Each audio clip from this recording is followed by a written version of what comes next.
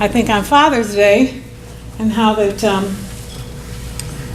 I am who I am, and everything because of my father. I was brought up, of course, in church, but before I was born, my dad and my mom both got saved. And they had a knock on their door. They're in Detroit, in the city of Detroit back then. And that would have been 64 years ago, I guess. Had a knock on the door, inviting them out to church, telling them about the Lord. And my mother had been brought up Catholic, and my dad really brought up kind of nothing. He didn't go anywhere to church. And so for some reason, they just, I suppose because of the personality of the person that was at their door, which I know very well because he grew up almost like a second dad to me, you know, I mean, I knew him so well. And Stan Cruz. And so they came. And so they hear the preaching, and my mother thought that the preaching was, the whole service was way too loud. She said, I am never going back. It's too loud there. Because, I mean, they amened. A lot of Southern people that were, you know, uprooted from the South came to work in the car factories and all that stuff, you know, like they did back then. And so she said, I am never going back. That place is too loud. Well, that wasn't the truth. She did go back. My dad got saved the first week, and then my mother got saved the next week. And so I'm glad that she went back. And of course they sang, and I didn't know all the story of them before they were saved because I didn't know them then.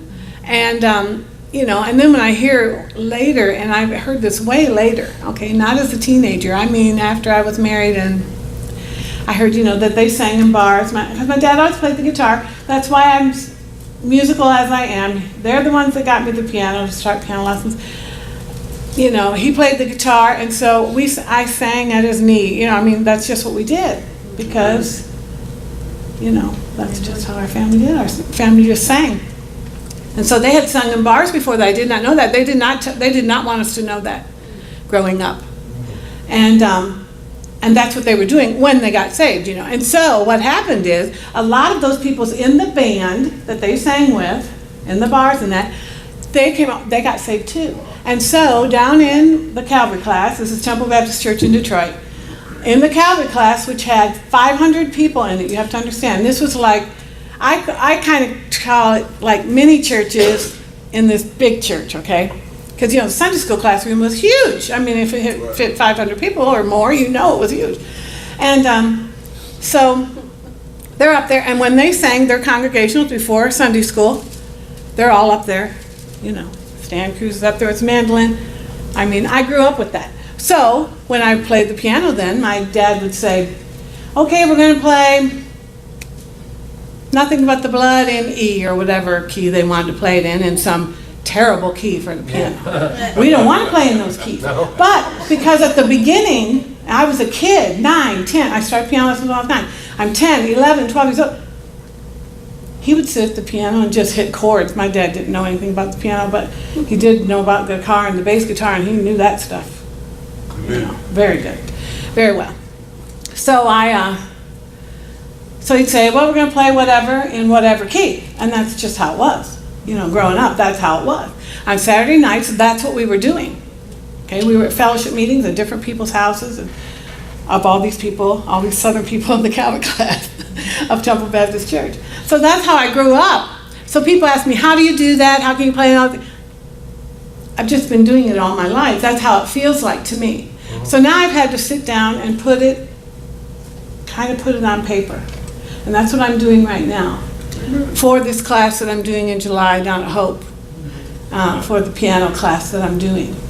I'm putting all that stuff together because people say, well, we want to play it like you, or, you know, all these silly things, you know.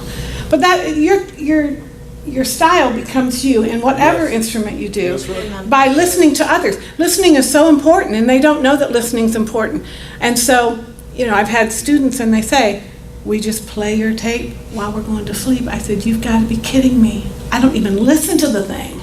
I hear every error. Right. I hear every stumble. I hear all that. I don't hear. No, I'm sitting there analyzing music. If I'm listening to music, he knows it's true. I can't listen to music going to sleep. That does not get me to sleep. That gets my mind going, okay, they're going to diminish there. I'm analyzing the music. It's crazy, I mean, that's just not what I want to do. So my dad, he only went to school through the 8th grade. He always put himself down because of that. He always talked himself down about that. So education was important to him, obviously. And at least, I only went through high school and some of Bible college. I'm wrong. Sorry. I went through Michigan Bible Institute. I finally got it done with the Institute here. And, I love Brother Keith's class. Except you got to really know how to take notes in his class. Amen. He doesn't help you. Amen. No. Brother David is easy. Just come on Sunday afternoon. See how easy it is. He has it written out, or he tells you the outline. Oh no, not Brother Keith. That was not how it was when I took the class. You had to do your own notes, and you got it down good that way.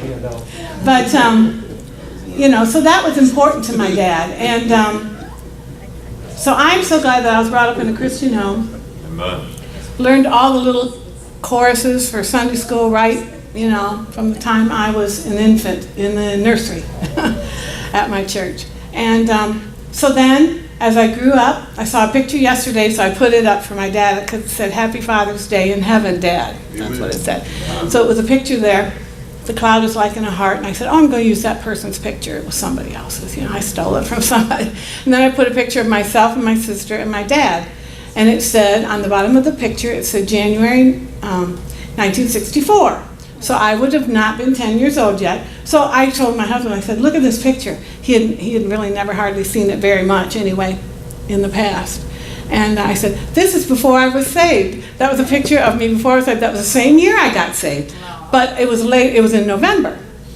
So I said, it was just really cool looking back. And I'm thankful for the upbringing that I had. Amen. And that one day, just as he did, he had like so many we've known lately that have had trouble breathing when they go to die. They've had some kind of a lung problem. Yeah. My dad had tuberculosis when he was younger, and so his lungs were scarred, and they saw that in x-rays, when he was older. Because he's never understood. He said, I'm just fine. Why do they always say that? He remembers he was sick for a good year or so when he was young, but he didn't know what it was. Well, that's what it was. It was tuberculosis, obviously. And he was from Tennessee, Pigeon Forge, Tennessee. And so he had trouble breathing there for his last years. And so this song always means a lot. And I thought, well, I'm going to sing about breathing new air. And it's going to be celestial. Amen. And I'm so glad that my dad's there.